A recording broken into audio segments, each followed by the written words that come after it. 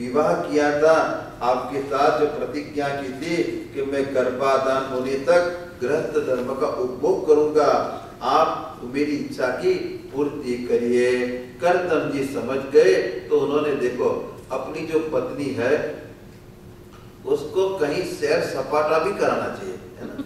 ये नहीं कि घर में बिठा दिया तो आ गए, घर में बैठे रहे, मैं काम के लिए बाहर जाता हूँ, तो सैर सपाटा भी कराना चाहिए।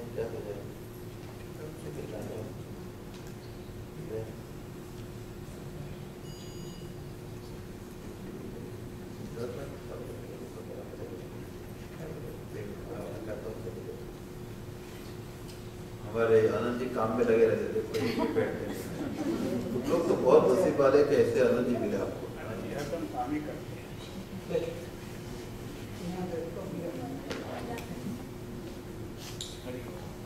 अभी ऐसा है कि बीच बीच में तो संकीर्तन होता है, हमारी बहन उठ के बैठे हैं वहाँ, आजा ऊपर आजा, बस पे क्या बैठने कहते हो, इतना प्रेम से गाती है।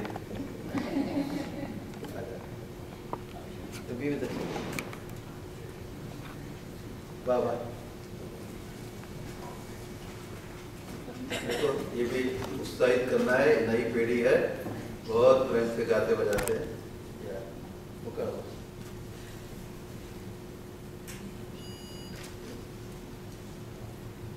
All of you relax this time, okay? Yes. Sunday. Now the group.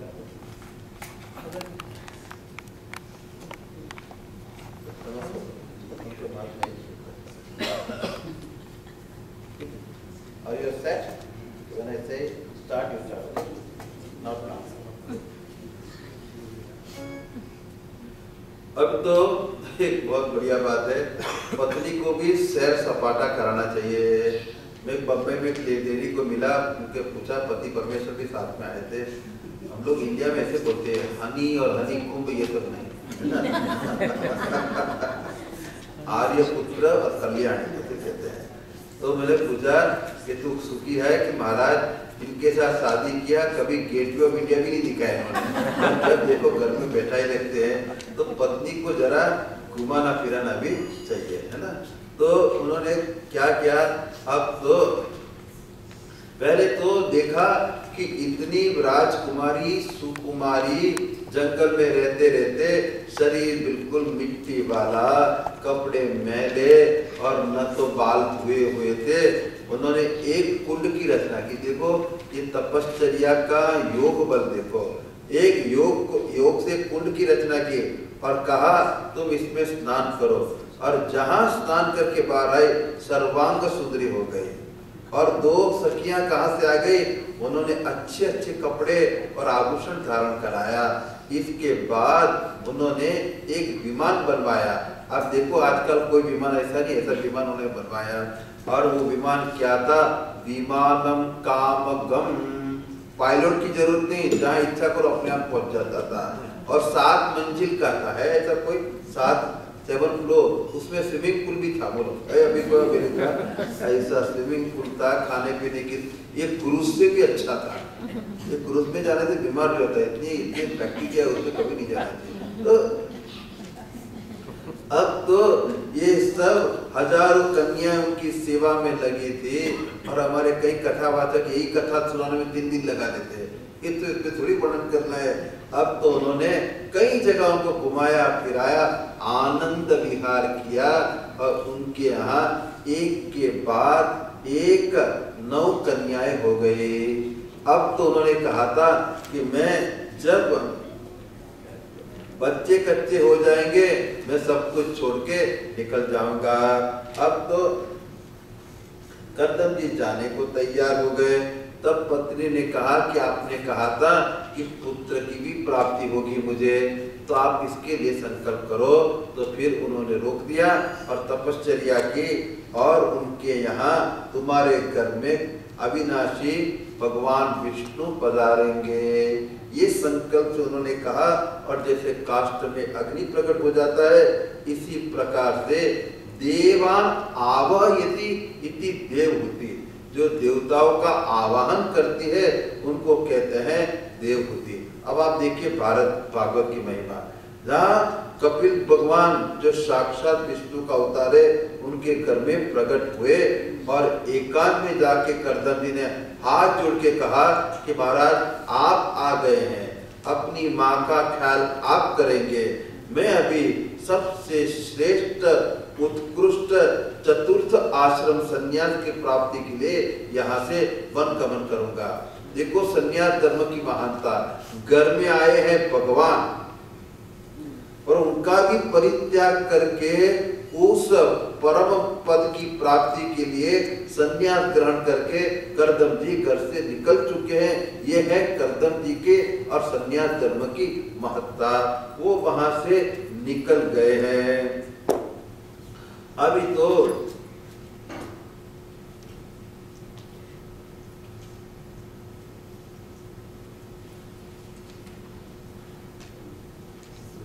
अभी यहाँ उनकी जितनी कन्या थी उनका किस्ते किस्ते विवाह, पहले तो विवाह करके गए थे कर्दम जी और बाद में यहाँ उनकी प्राप्ति हो गई थी।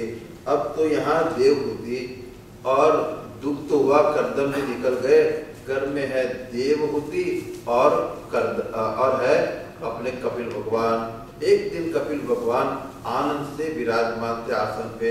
देखो महात्मा को प्रश्न करना हो तो चलते फिरते महात्मा को चलते जा रहे हो तो प्रश्न पे प्रश्न करते जाते हो अमेरिकन स्टाइल से। Swami ji I have a quick question घंटे भर चलता है, ये नहीं भाई। जब ये न्याय अन्याय पूर्व हो गया, शांति से बैठे और प्रसन्न हो तब उनकी आज्ञा लेके प्रश्न करना चाहिए। आज तो कपिल महाराज विराजमान है, उन्होंने देवहूति ने कहा कि महाराज इन दुष्ट इंद्रियों को विषय लालसा से मैं उब गई हूँ। भोग भोगते भोगते मनुष्य उससे उब जाता है। भोगान भुक्तम वयमेव भुक्तम कालो न जाति वयमेव यातः तपो न तप्तम वयमेव तप्तः। इस प्रकार से इसका काम है।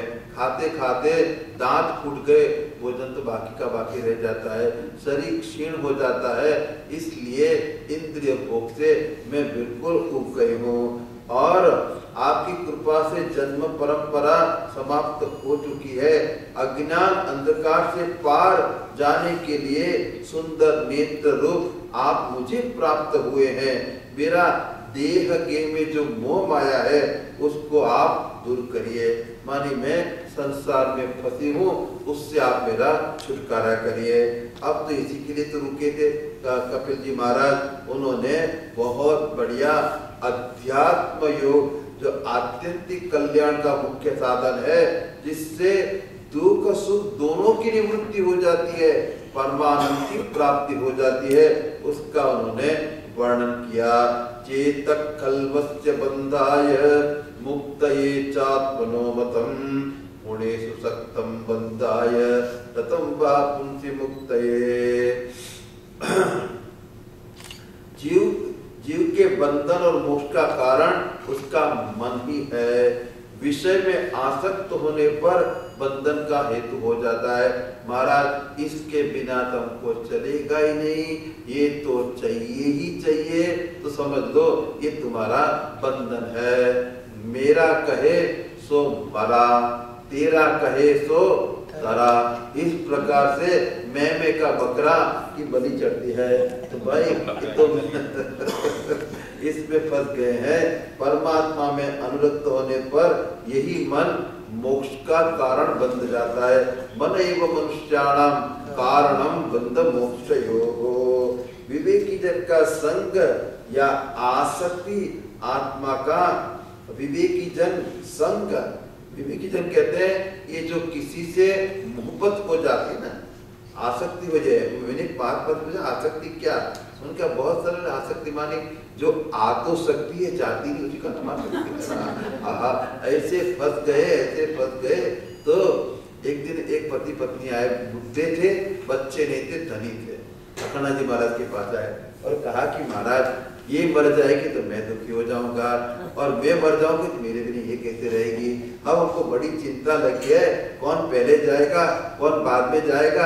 अब बहुत दुख हो रहा है। तो महाराज जी ने दोनों की पत्रिका ली, जन्म पत्रिका, और देख के कहा, आहा क्या योग बन रहा है, आप दोनों एक ही दिन मरोगे, 3 घंटे के फर्क में एक ही दिन मरोगे, आपको कोई चिंता करने की जरूरत नहीं। दोनों बड़े प्रसन्न होके गए। अब हम लोग ने पूछा, ये आपने क्या बताया? उन्होंने कहा, ये बेवकूफ कहीं कि अभी से दुखी हो रहे थे तो मैंने ऐसी गलत बात बता दी, अभी तो सुखी रहेंगे, जब होना तो हो जाएगा।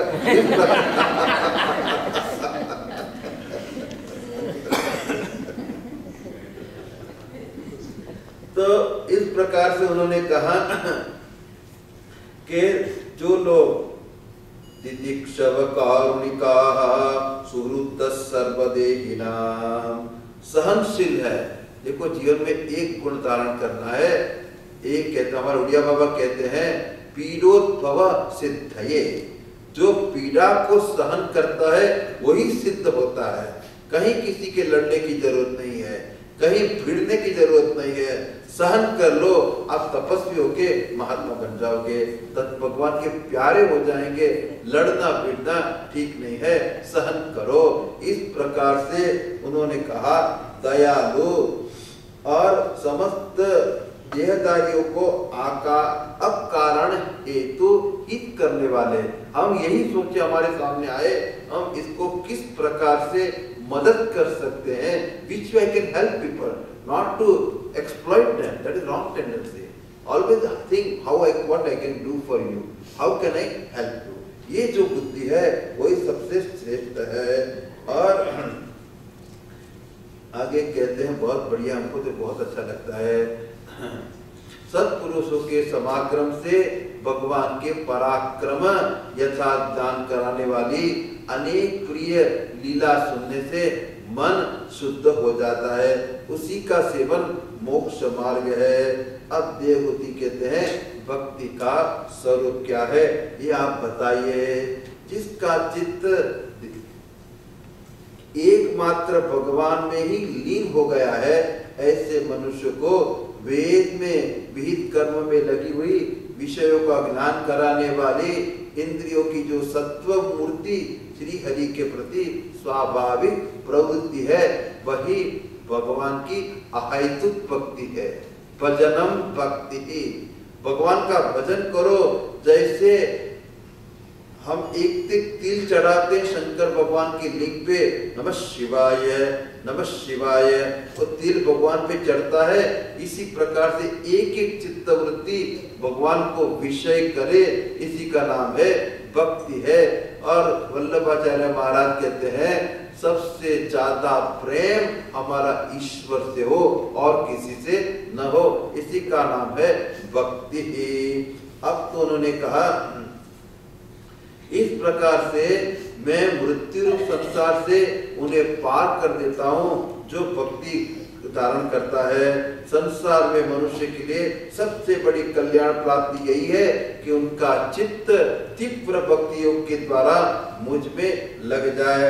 अब तो कैसे सृष्टि बनी, कैसे सृष्टि लीन की जाती है, ये सबका वर्णन करके आगे पुरुष प्रकृति का विवेक करके, प्रकृति मिथ्या है, पुरुष पर ब्रह्म है, वो सत्य है और ये जगत उनसे अभिन्न है। अब चित्त को भगवान में लीन करने के लिए, शांत करने के लिए, एकाग्र करने के लिए भगवान के सगुण साकार का ध्यान बताया।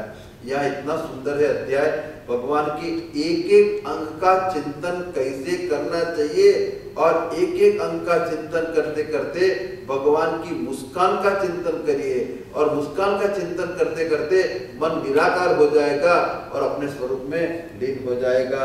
संचिंतयेत् भगवतश्चरणारविंदम वज्रांकुशध्वज सरोरुहलांचनाढ्यम् उत्तुंग रक्त विलसत्नक चक्रवाल ज्योत्स्ना विराहतमहत् हृदयंधकारम्